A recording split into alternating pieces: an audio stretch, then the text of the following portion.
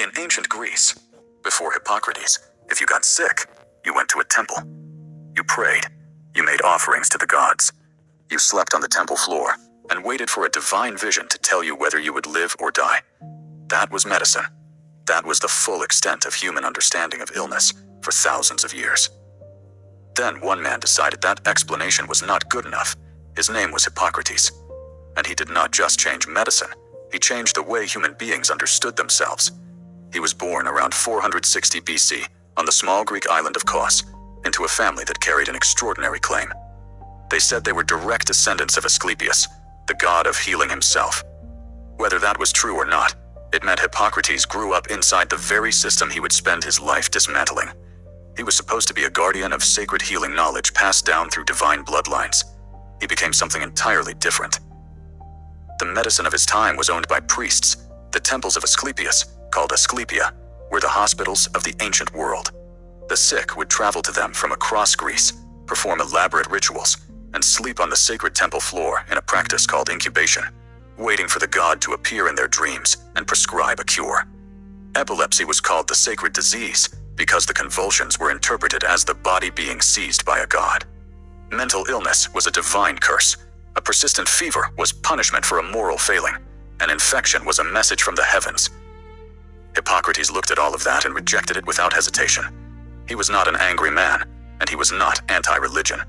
He was something far more threatening to the old system. He was a man who preferred to look rather than assume. He began sitting beside sick people the way no healer before him had for hours, sometimes days, recording what he observed with the kind of precise and emotionless detail that would not look out of place in a modern clinical report. He wrote down the color of the skin, the rhythm of breathing, the progression of fevers, the patterns of symptoms across different patients with similar conditions. He was building something the ancient world had never seen before, a science of the human body. He argued publicly and in writing that epilepsy was not sacred. It was a disease of the brain with a natural cause, and it deserved a natural explanation. He stated that illness arose from diet, from environment, from climate, from disruptions within the body itself, not from the will of gods. He wrote that a physician who blamed illness on divine intervention was simply admitting that he did not understand what he was looking at, and that admitting ignorance through superstition was not the same as having an answer. This was not a safe position to take. In a world where priests controlled the understanding of disease, and where challenging a divine explanation was the same as challenging the gods themselves, Hippocrates made that argument openly, in writing, and attached his name to it.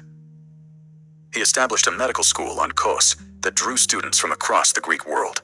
He taught them to observe before they concluded, to listen to patients before they prescribed, to track how symptoms changed over time and what those changes indicated about the body's internal state. He introduced what now seems obvious, but was genuinely revolutionary at the time: the concept of the patient history. Before Hippocrates, no one thought to ask a sick person where they had been, what they had been eating, what their life looked like before the illness began. He made that conversation the foundation of every proper diagnosis. He understood that certain environments produced certain illnesses. He noticed that people living near stagnant water got sick with specific and predictable conditions. He observed that some diseases followed patterns with identifiable turning points, what he called the crisis, the moment when a patient would either turn toward recovery or decline. A physician who understood those patterns could advise patients with far more accuracy than any temple priest ever could.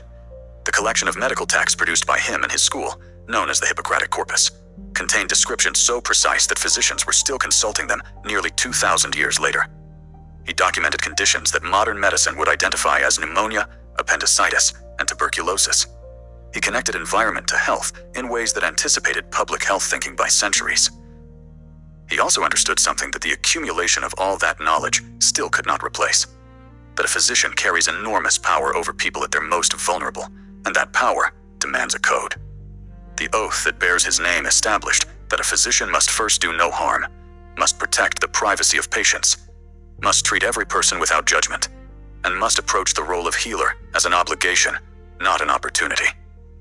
It was the first professional ethical code in the history of medicine. Physicians still swear versions of it today. He lived to somewhere between 80 and 90 years old, in a world where most people did not survive past 40.